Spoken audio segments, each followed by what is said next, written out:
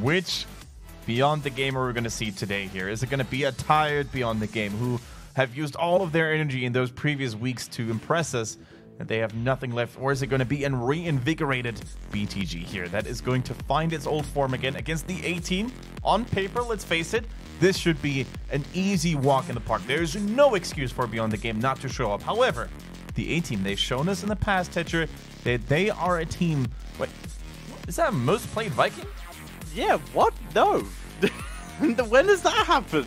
Are they pulling these from Hero League?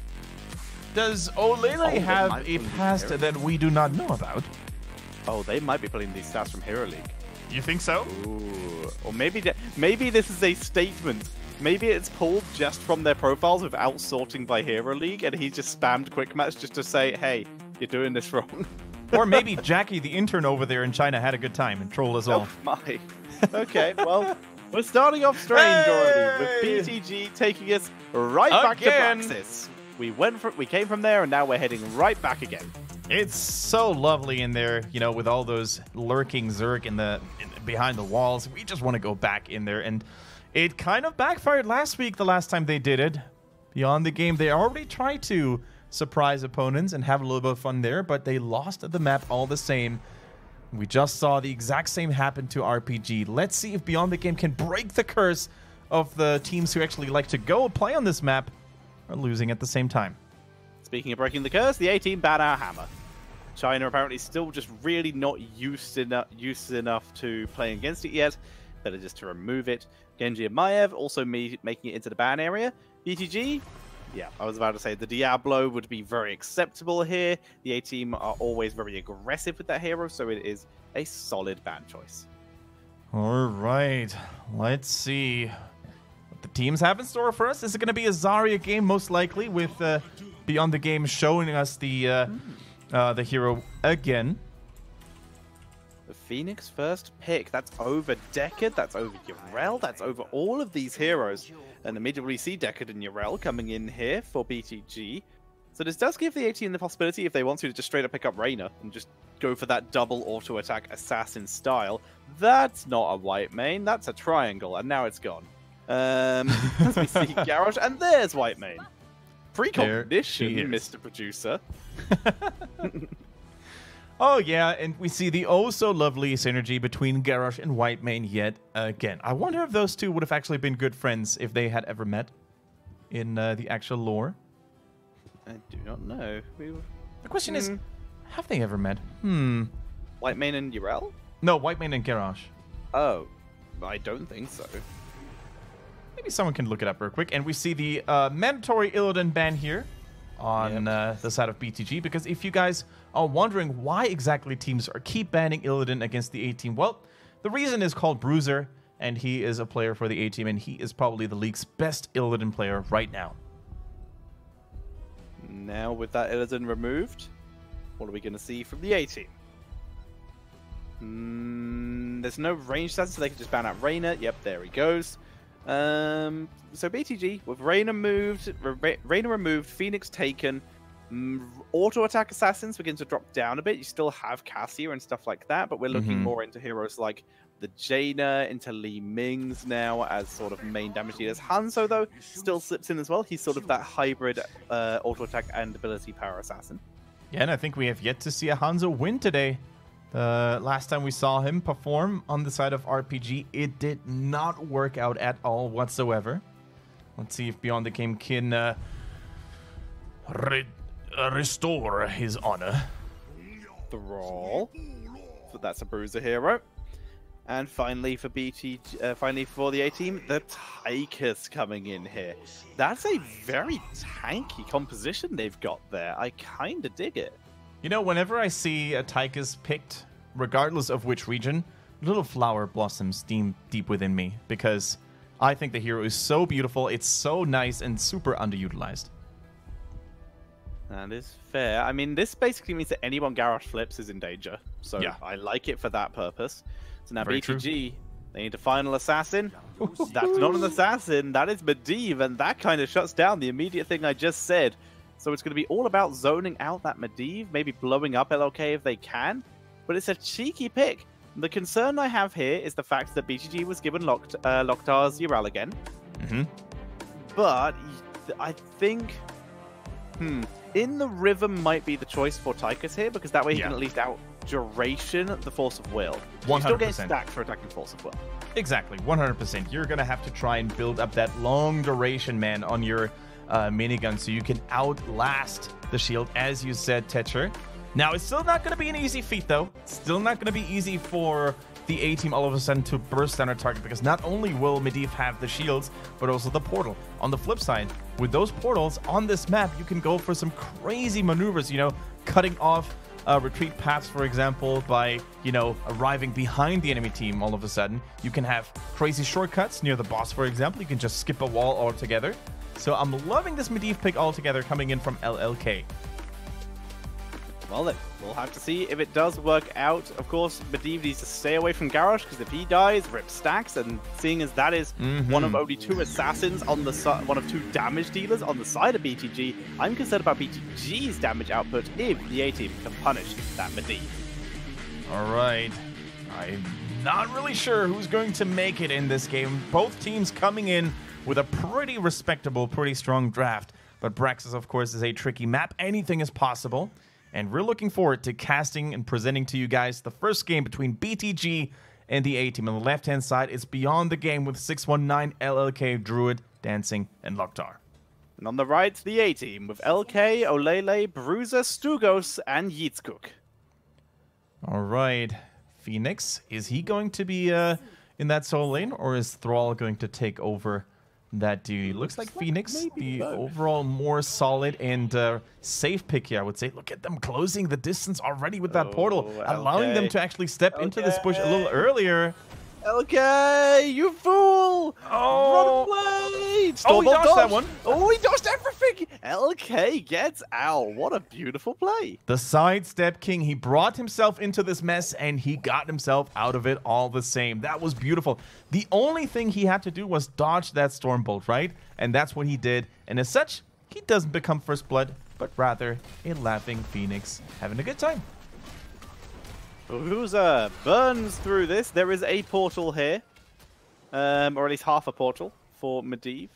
Finally going to rotate in. Not coming out of bird form yet. Just being a good ward, a good scout for his team. And with all that distraction caused by Phoenix in the top lane, you know, that first tower in the bottom lane fell super quickly for the A-Team. And they have a really amazing sieging comp here when it comes to taking down structures with strong single target damage. Yeetskook missing that first groundbreaker there, unfortunately. Clemency being used. Heal Stugos, heal Yeetskook up to full by Stugos. Still taking a fair amount of damage, but getting there, working their way up. And with Ural finally in top lane, Phoenix is going to have a relatively easy lane. Needs to wait for his shield to recharge, though, as he did take a fair amount of harassment damage, because Ural can just repeatedly jump on his head. Alright, Yeetskook, he's not unkillable. Needs to be careful. If he takes too much damage, especially from that Hanzo, then he could still be in a lot of trouble. But look at that Clemency level 1, getting that out-of-combat healing value without really costing Stugos too much mana. He can bring people back to good shape. Had to use the healing fountain all the same, though. They move forward. Toss onto 619. Quick dwarf toss, though. Shuts that down. Feral Spirit as they burn through a lot of 619's health. Going to force him back, as is Druid. Good Groundbreaker. Stacks being acquired by Garrosh. This Garrosh did go for the Groundbreaker, the War breaker, sorry.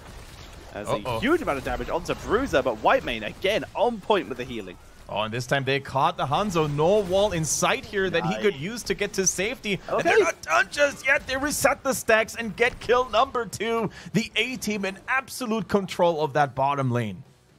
Olele really selling that up beautifully, allowing Thrall to get the final kill. And that is going to allow, like you said, the A-Team to gain the early game advantage. LK will actually even gain the second stack, so now they can control top, which, Tigers versus Thrall, guess who wins that? Somewhat channel it. Channel it before your row gets back on the point. 619 on the retreat here, tries to go to safety. Actually, very smart move that he went into the opposite direction so that the A-Team could no longer pursue him. And look at Phoenix as well. He managed to keep control of that top beacon for a little bit. He continues to do pretty well against Irel. At least he's not losing too hard. Now, Look at that Eastcook. He is so tanky with that white mage, just keeping his back safe. Quick knock up. They're surviving through it at the moment. Sonic Arrow applied to Yeetskook as he looks around for potential. No, not landing it for the moment. Bruiser just continuing to poke in as well. It's all passive harassment. He literally just lost any stacks he had as on his level 4 wolf pack because he did miss. Yeah. Indomitable being used. Toss onto Medivh, but it's only Garrosh ready and ready to do the damage. Olena getting caught inside the scroll of ceiling, but doing good damage. 2619 as Bruiser is being forced to retreat once again, taking a lot of damage from the white bait as they turn onto LLK again. Force is used, but they know where he is. Oh, good job by 619. Absolutely saving the life of LLK. And with the force of will, he's going to get out too. That was incredible. Yep, a constant back and forth here in that 4 versus 4 lane. We do not see any of the teams just give an inch even to their opponents. Every centimeter is fought over with blood, sweat, and tears up to this point. But the A-team, kudos to them. Actually, look at that. The wolf pack is already completed for Thrall.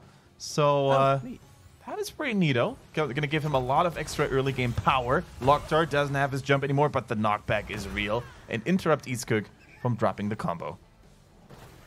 The game calms down for a little bit as level 7 approaches for the A-team. Waiting for that slight talent advantage. It's 26-4. The Zerg waves are taking their time, as we have had, like we said, other than those bits of action in the bot lane, a very chill game so far. The A-team use this timing that they have a talent lead to grab some mercenaries. They know their opponents will not want to fight them in lane and are likely doing the same, so they won't actually fall that far behind in experience making this move. They even leave Thrall in bot lane for a bit to get some experience as well. Shoutouts to our observer in China, by the way, for showing us those stacks consistently when there are so many heroes who actually do have the chance of questing up talent. Speaking of quests as well, Tetcher, we see both quests complete for Thrall, Echo of the Elements and his wolf pack, so he's now going to be a scary boy to face. Emerald online, that's going to make Deckard even scarier. Groundbreaker not landing, Yeetskook eating so much damage, but it's Olele who is the target. Anti-heal applied, steps out of the scroller ceiling, keeps himself mobile, keeps himself on the move. Yeetskook really struggling for that lack of healing, but a good route onto Muradin, but force of will once again shuts it down. Phoenix has been able to hold the lane against Yarel, has to back up though. Medivh needs to step through the portal, and that he does. However, it is now Garrosh who's in trouble. The cleanse is coming through, the healing as well. His armor is standing strong, and Hanzo just can't seem to finish the orc. Beautiful Inquisition from Stugos to save that. Good damage as well for a little bit of top-off healing as everyone was grouped up on the point, aka a super easy Searing Lash. Yeah, and you can really see the level 4 value. White Mane was using all of her mana with that Desperation, but with that level 1 Clemency and the level 4 mana refund when you use your Inquisition, you avert all these problems here. Minus healing onto Garrosh. White Mane is there though. Intercession has already been used. No cleanse. They are going to... Is it 1-for-1? Finally, Bruiser does it, but now Bruiser's really far forward. Gets stunned by the Stormbolt. Pulls all the way around. Fantastic body block. Actually, no, it's not enough. Bruiser slips through, but the damage still enough. And Stugos, not enough abilities to escape the crowd control, will get taken out as well. And finally, BTG are stepping it up. They have the double channel right now. It has been neutralized by Phoenix, but that is 3 kills in a row, evening up the experience count against the A-team. And some of you guys may have had a little bit of a giggle there when you saw that mini short distance portal, but it was not meant to actually close the gap, although it certainly did close the gap at least a little bit. But it was meant to provide those Raven familiars that we see at level 4 coming in from Medivh, right? Those will slow and deal extra damage upon the next basic attack, and that's what basically made sure that they were able to get that kill after all here. The minus healing, by the way, from the Emerald Cubes are so huge when it comes to locking down targets against White Mane, so really well played by Druid and Decker Kane up to this point. 54 to 74 currently as it continues to tick up. We see the double channel once again as Phoenix is forced off the point, and LK being forced to back up with everyone in bot lane being poked too much. This will be the first Zerg wave of the game going over to BTG, but the A-teams is by no means weak. It is still a pretty tough wave, and it looks like they have made the choice to, instead of pushing defending top lane, to use at least two heroes down here for a little bit of a semi-aggressive push. Finally, Olele backs up as they now have level 10 as well. Nice interruption on the rotation there. No, yeah, the Zerg wave from the A-Team definitely needs to be respected, and they're certainly putting in a lot of effort to actually defend that. While Olele is stacking up his in the rhythm there a little bit. So neither team should really take too much damage here. Both teams are doing a pretty okay job at defending. In fact, both teams now have that level 10 available as ready. Bruiser dodging the Dragon's Arrow, but with that poly bomb and the combined effort of BTG, there is nothing Thrall could have done to survive here. He didn't even use Earthquake, which is nice to see because that is such a long cooldown. It definitely would have hurt them after Thrall comes back to find a good team fight. He's going to need to be careful standing here. Nice to do to Dwarf Toss. An attempt on the taunt. I like that. But yeah, he needs to be careful where he's standing due to the fact that they could just straight send a Lordnado straight through this gate and pull anyone who's in there out, especially if Garrosh already uses Indomitable. So they're going to play a little bit safer right now, holding themselves in the behind their gates for the moment, because they were able to save their fort. The Zerg wave was cleaned up. True. Only half a level lead was gained by BTG with that Zerg push. It's not a bad deficit. The A-Team definitely not out yet. Oh, far from it. I think the A-Team is still pretty much in the game. They're with a minimal lead up to this point. They're also taking mercenaries while their opponents are doing the same thing. I think they're actually in a really, really good spot, you know, if they use their heroic abilities in good synchrony, especially the Earthquake salvo combo coming in from Thrall and Phoenix can be super deadly. They can always have that play-making moment here with Scarlet Aegis, providing enough protection through that burst damage. So yeah, it all comes down to how they find their engage and how they use their heroic abilities. Let's see what they can do here as Beyond the Game is turning on the pressure a little bit in that top lane. How much can they actually do with this? It is a Goliath camp. Potentially, I would argue one of the lesser effective camps that exists on pretty much any map. It gets some damage done, but it doesn't actually do a huge amount. So we'll see how effectively the A-Team can defend this. Garrosh shows Medivh that, yeah, I know you're here. Don't care. Okay, begins burning through that Goliath camp. And 619 just completely shuts down. Actually, their taunt is used here. That is an interesting amount of aggression as Lordnado comes through, and BTG, they've already retreated. Yeah, we've seen a couple of taunts now actually coming in from Yitzkuk, which are questionable to say the least. The first one he used in the bottom when Murden was flung over the wall. And while that is a cool move against a Medivh, you basically have to be aware that one shield and one portal is enough to save those people in trouble. So yeah, not really using his taunt to maximum efficiency here.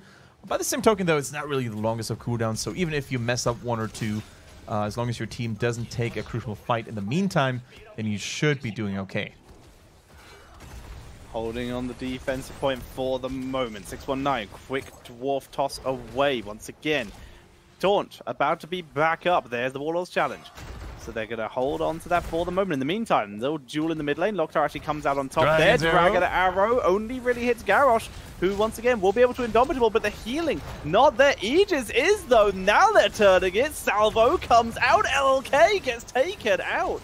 But in exchange, Garrosh already down, but with the Odin online, how much can they do? Bruiser is kiting for all he is worth. Druid is getting sniped in the back line. He will get taken out, but in exchange, Phoenix down as well. It's 2 for 2. Lokhtar is the next target. Can the Odin siege it down? 619 is dropped low. They give chase up. The avenging gets him away. Lokhtar is still on the retreat. They're giving chase. See you later. Another great route from Bruiser. He mounts up again. Olele gets the grenade. Gets baited. And Lokhtar goes down. MVP move by Bruiser, and then Olele with a good grenade as well. They prevented Irel from escaping. With Divine Steed, maybe that would have been a different situation here, but of course you can't always just make it happen for that one moment here. But beautifully done by the A-Team. They balance out the score. They even it out here. Now, Yitzkuk needs to be careful. Goes in aggressively. The healing is online from Whitemane. Can they make that play happen? And the heal. Dragon Arrow. Lordnado. And can you say unfortunate fight angle? Because the A-Team can, as they get dominated here by BTG, a glorious Emerald into a fantastic fight. Bruiser is now going to attempt to do a better job than Lokhtar did at escaping, but 4 people, that's just cheats. He goes down, and we're actually going to see a boss being taken. Yeah, very kind of you, Thrall, to take us all the way to the boss. We're going to wake it up. Hanzo killed all 5 members, by the way, on the left-hand side. I'm not sure if you saw it. That was a quintuple kill at its finest. Wow. If there was one way to make Hanzo shine, dancing is showing you how to do it, baby. And there goes the boss pushing in. Double shadow now happening for BTG as well. Zergwave would be pushing bot lane this time, so they would get the double lane push. But we do see the A-Team. They're all back alive. What can they do? It's currently not a talent deficit. It's a single level lead. The A-Team will neutralize top.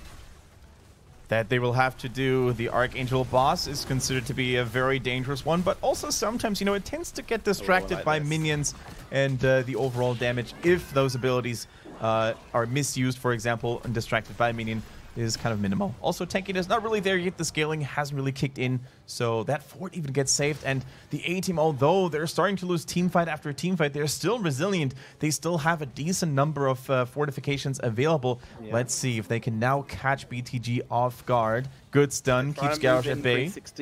They're trying to move in pre-16, but those mercenaries, just the double mercenary camp in the bot lane, just took down the fort. That's a big boost towards level 16, which means the A-Team, they're going to have to back up. They can't fight this anymore. They have to leave this, and they're just going to have to let the Zerg wave happen. The question is, Tetcher, does the A-Team expect this to be a game-ending push? Are they going to go, oh, here we go with a good slow into Garrus, the Dragon's Arrow, self-cleanse. Nice. Oh, that was actually... No, he already used the double pull. That was yeah, that was white mains. Good stuff. Nicely done. They survive. Phoenix able to back up once again. That Zerg wave is pretty open in the top. They already pushed up the lane. That's why Phoenix is going to be late for this defense. Odin already being dropped. Toss onto Muradin. The exact same thing happens. Torn was not used there this time, though. All right, where's the defense? No Planet Cracker available. Phoenix did go for the salvo. So they're going to have good team fighting, but the Zerg clear is now going to take quite a hit for the A-Team.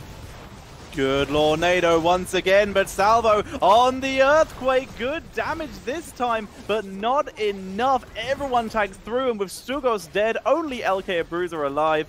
A good attempt by the A-Team on that final fight, but it gets shut down, and this may become that game-ending push that you were talking about, Kendrick. Yeah, I'm not so sure if they could have ended with without A-Team now fully committing to this. I mean, that heat would have been lost, no doubt, right? But I think the A-Team could have probably survived and defended the core, because that Zerg wave on the side of BTG already had taken some crucial damage. LK with good side steps. Can they buy enough time for the reinforcements to arrive?